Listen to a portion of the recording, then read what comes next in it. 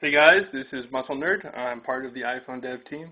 What I'm about to show you is the first public demonstration of a jailbroken iPod Touch 2nd generation. Here's the plan for the demo. I'm going to first show you and describe the basic problem that a jailbreak has to overcome. I'll show you this jailbroken iPod not booting because Apple can detect our jailbreak at a very low level. But then I'll apply our patch called redsn0w, which overcomes Apple's checks. And then I'll be able to show you this jailbroken iPod booting normally and running, and I'll show you actual jailbroken applications running on it.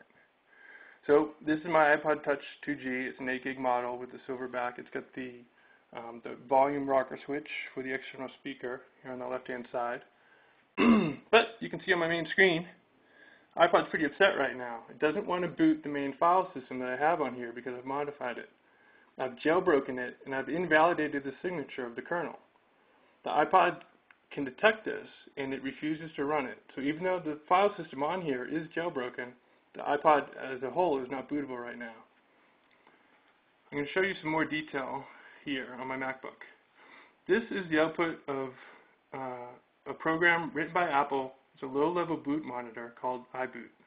iBoot's complaining pretty clearly that the kernel is invalid. And again, this is because I patched the kernel for the jailbreak. I've wrecked the signature of the kernel, and iBoot can detect this. iBoot will refuse to boot anything not properly signed by Apple, including my patched kernel. So I can sit here all day long and ask it to boot the file system, and it will refuse every time. This is where redsn0w comes in. I'm going to apply our redsn0w patch. Okay, it's done. redsn0w has removed the signature checks performed by iBoot. It's actually exploited a hole in iBoot to patch out the signature checks. So now iBoot, when I hit this button over here, should accept the patched kernel happily and then boot the system. And there you have an accepting of the kernel, and it's going to go off and boot. So we're going to sit here, wait for the screen to come up.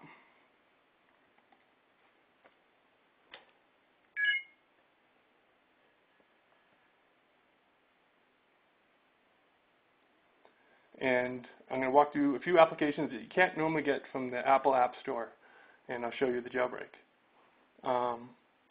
First, I will show you mobile terminal. Mobile terminal, we showed a screenshot from this on our blog. It gives you a native command line shell with full root access to the entire file system. Apple normally prevents that kind of access in any of the applications that you can get from the App Store. I'm going to show you Cydia now. Cydia is one of the two main installers that you get non-App Store apps from on any jailbroken system.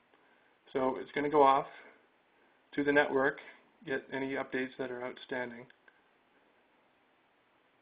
and we'll wait for that to happen. We'll go to Sections, All Packages, and these are the applications that you can get, non-official applications that you won't find on the App Store. And the list is pretty big. I can't go through all the screens.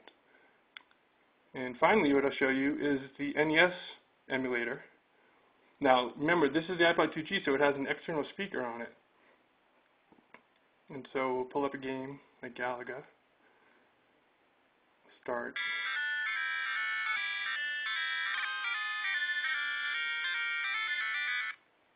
Now, again, a game emulator is not the kind of application that you'll see Apple accept into the App Store. But you can get it through Cydia. You can hear it on the external speakers. Okay, so now let me describe the problem that we have yet to solve. This problem is preventing us from releasing an easy-to-use jailbreak program today, right now. Now, you saw back here on my MacBook, turn this off, you saw this tool, this GUI program called Recovery Tool. This tool was written by a dev team member, WizDaz, and it's our interface to iBoot. It allows us to talk to iBoot and apply the redsn0w patch in RAM to get past the signature checking.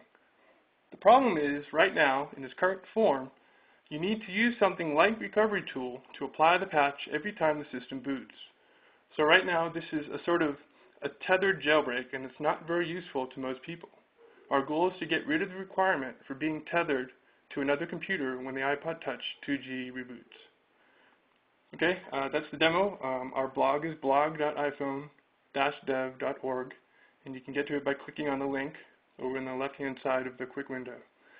We'll have more updates as they become available, so thanks for watching.